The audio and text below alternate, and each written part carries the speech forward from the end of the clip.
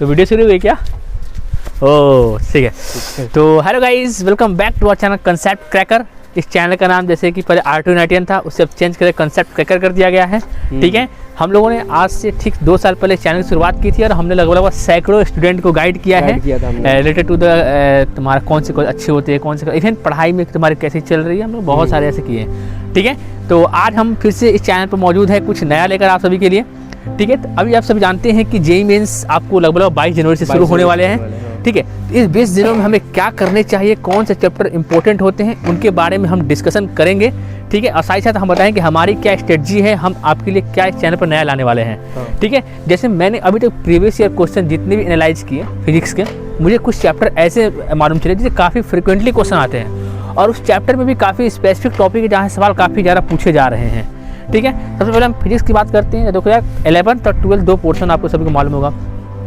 ठीक है, तो आपको ध्यान रखना है, ध्यान देना है। मैंने जितने भी प्रीवियस ईयर क्वेश्चन एनालाइज किया, मैंने देखा कि 12th के क्वेश्चन सवाल काफ़ी ज़्यादा भर के आ रहे हैं। दैट मीन्स और ऐसे नहीं है कि ये सब हमने ऐसे हवाबाजी में बोल रहे हैं, ये सब हमने बिल्कुल हमने खुद 2 बार जेईई में दिया हुआ है। ठीक है, और भैया जो सर है राहुल सर, वो NIT जमशेदपुर से, खुद मैं NIT भोपाल से। ऐसा नहीं है, हम लोग का 2-3 साल का एक्सपीरियंस है हमें। ठीक है, हमने पहले भी बहुत सारे बच्चों मेंटर किया हुआ है, ये गाइड किया हुआ है। ठीक है, तो ऐसे तो बिना देर की बताते हैं। देखो सबसे पहले हम बात करते हैं फिजिक्स की।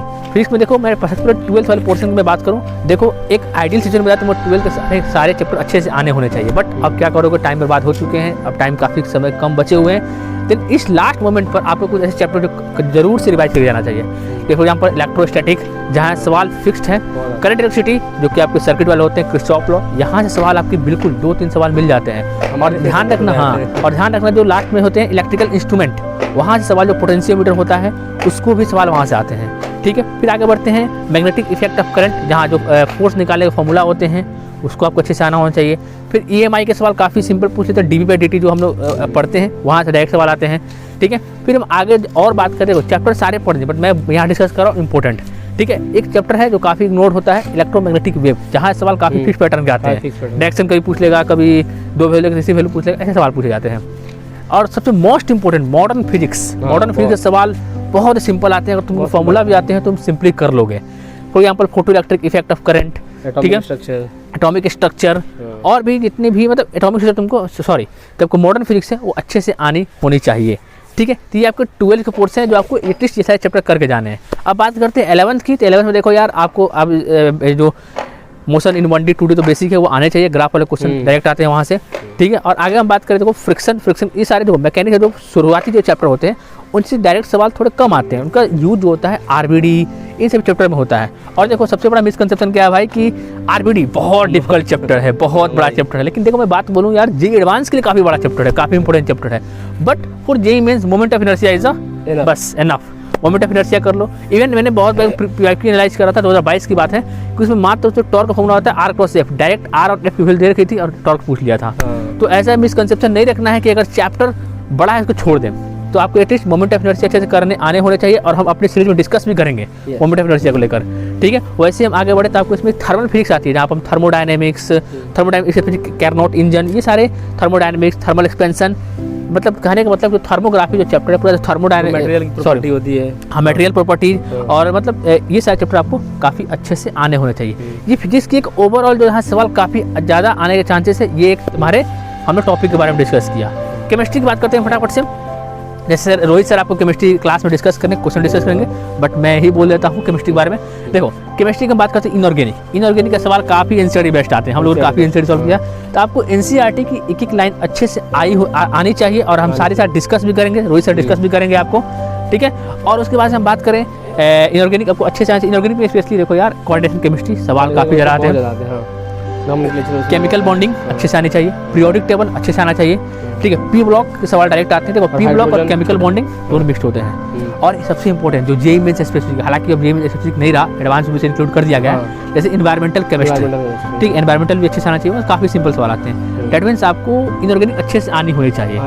ऑर्गेनिक भी आपको देखो, ऑर्गेनिक में भी यहाँ पर ध्यान रखना, ये जेईई एडवांस के पेपर नहीं है, यहाँ पर मैकेनिज्म बेस्ड सवाल नहीं पूछे जाते हैं, डायरेक्ट पूछे जाते हैं। जैसे एरोमेटिसिटी फाइंड कर दो, स्टेबिलिटी, दैट मीन्स आपको ऑर्डर, बिल्कुल दैट मीन्स आपको GOC अच्छे से आने चाहिए। और देखो रिएक्शन मैकेनिज्म में बात करूँ तो एल्डोल कंडेंसेशन सवाल फिक्स होते हैं उसके। और अगर तुमने कोचिंग पढ़ रखा है तो उसके सारे तुम्हारे प्रोफाइल डिस्कस्ड होते हैं क्लास, वही सवाल आते हैं, उसे बाहर नहीं आते हैं। ठीक है, एल्डोल कंडेंसेशन कर लेना है, एरोमेटिक कंपाउंड कर लेने हैं, एरोमेटिक कंपाउंड देते हैं रिएक्शन, ऐसा रिएक्शन कर लेने हैं, हाइड्रोकार्बन।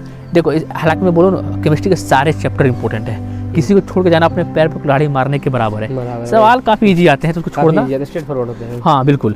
अब देखो फिर बात करते हैं फिजिकल की। फिजिकल में थर्मोडायनामिक्स मस्ट है, आपको आने चाहिए अच्छे से। इलेक्ट्रोकेमिस्ट्री तो देखो केमिकल काइनेटिक्स जो 12th क्लास में चैप्टर है ना, केमिकल काइनेटिक्स हो गया, थर्मोडायनामिक्स हो गया, सॉल्यूशन हो गया, ये सारे चैप्टर आपको अच्छे से आए होने चाहिए। मतलब मैं बोलूँगा कि केमिस्ट्री में ऐसा कुछ नहीं है कि कोई कौन इंपॉर्टेंट है कौन इंपॉर्टेंट नहीं है, बट फिर भी जो मैंने बताया इस एटलीस्ट ये होने चाहिए, तभी आपको परसेंटाइल काफ़ी अच्छी बूस्ट होगी।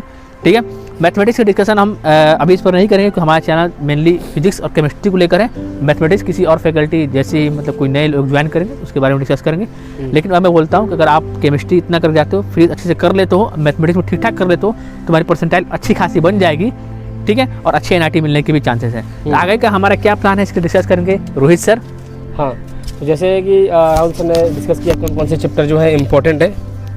ओके, कौन कौन से जो चैप्टर्स है इंपॉर्टेंट है हमारे JEE मेंस के लिए। ठीक है, जो हमारा एग्जाम होने वाला 22 जनवरी से। ठीक है, फर्स्ट अटेम्प्ट। ठीक है, तो देखो उससे रिलेटेड जो अनाउंसमेंट है वो आज हम कर रहे हैं। ठीक है सॉरी, तो उसमें जो है राहुल सर जैसे बताइए, राहुल सर फिजिक्स डिस्कस करेंगे और मैं खुद रोहित डिस्कस करूँगा केमिस्ट्री। ठीक है, तो उसमें जो है जो चैप्टर्स है प्रायोरिटी वाइज जो इंपॉर्टेंट चैप्टर्स है उसके जो मेन फॉर्मूले हैं, मतलब अभी जो टाइम नहीं होता रिवीजन करने का, जिनको रिवीजन करना तो वो कर चुके होंगे। ठीक है, हम लोग देखो यहाँ पर पहले बोलो ये कंप्लीट कोर्स नहीं है, यहाँ पर हम बस डिस्कस करें तो काफी इंपॉर्टेंट है, काफी इंपॉर्टेंट है, जो समझो चेकलिस्ट जैसा है। चेकलिस्ट, ठीक है, हाँ बिल्कुल सही बोला। ठीक है, जो इम्पोर्टेंट जो चैप्टर्स के फॉर्मूले होंगे, ठीक है, उसको डिस्कस करेंगे। और उसके साथ साथ जो most important most expected question होंगे उससे रिलेटेड, और साथ साथ PYQs वो हम उसके साथ डिस्कस करेंगे। ठीक है, तो ये हमारा हो जाएगा तुम्हारा एग्ज़ाम के मतलब अभी से लेकर 10 दिन तक। ठीक है, और एग्ज़ाम के 5 दिन पहले हम जो 5 या 10 दिन पहले हम जो है एक MCQ सीरीज लाएंगे। जो भी वो हम लोग ऐसा नहीं कि MCQ उठा कर करा दे, जो एग्जाम में एक्सपेक्टेड है, जहाँ सवाल ज़्यादा आने के चांसेस है वो करेंगे। और जैसे ही आपके JEE मेंस पेपर होंगे उसकी एनालिसिस भी करेंगे।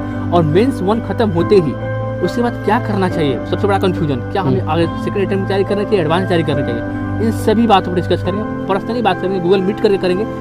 हम लोग का टारगेट ये है कि आप लोग कैसे भी कॉलेज अच्छे से पहुंच जाओ, ये हमारा टारगेट है। कंटिन्यू रोहित। बस ठीक है, तो उसका जो तुम्हारा नोटिस है मतलब कि कब क्या होने वाला है, ठीक है, उसको हम कम्युनिटी पोस्ट में आपको मिल जाएगा। ठीक है, आपको अनाउंसमेंट कर दिया जाएगा पहले कि क्या आज डिस्कस होने वाला है। ठीक है, तो जो हमारे जो क्वेश्चन रहेंगे जिसमें हम मोस्ट इंपॉर्टेंट क्वेश्चन जो डिस्कस करेंगे वो बिल्कुल एग्जाम ओरिएंटेड होंगे। ठीक है, ऐसा नहीं कि कुछ भी उठा कर रख दिया। ठीक है, क्योंकि एज यू नो कि हमने जैसे शुरू में ही बताया हमने इंट्रो में कि हमें जो है 2-3 साल का एक्सपीरियंस है। ठीक है, हमने खुद बहुत सारे बच्चों को मेंटर किया हुआ है। ठीक है, ठीक है, तो चैप्टर अच्छा हाँ देखो, तो मैंने चैप्टर से बता दिया था और सारी प्लानिंग आपको कम्युनिटी पोस्ट में मिल जाएगी सारी। तो यहाँ पर इसको बताने की जरूरत नहीं है, वीडियो अदरवाइज लंबा हो जाएगा। ठीक है, और साथ ही साथ प्लीज़ चैनल को सब्सक्राइब कर देना, दोस्तों के साथ शेयर कर देना। और एक और हमारा चैनल है PYQ की दुनिया, चाहो उसे भी एक्सप्लोर करो, वहाँ पर हमने बहुत सारे प्रीवियस ईयर क्वेश्चन डिस्कस कर रखे हैं। और कोई भी डाउट हो तो तुम्हें कमेंट बॉक्स में बेझिझक पूछो, हम आपके साथ खड़े हैं। प्लीज़ चैनल सब्सक्राइब करना, दोस्तों के साथ शेयर करना। तब तक यही जय हिंद जय भारत। हाँ, एक और बात बता दूँ मैं आपको, पहली जो आपकी सीरीज है 6 तारीख से शुरू हो जाएगी, 6 तारीख से वीडियो अपलोड होना शुरू हो जाएंगे। ठीक है, तो ठीक है, तो यहीं पर खत्म करते हैं वीडियो को। ठीक है, जय हिंद जय भारत। मिलते हैं अगली वीडियो में। Best of luck for examination.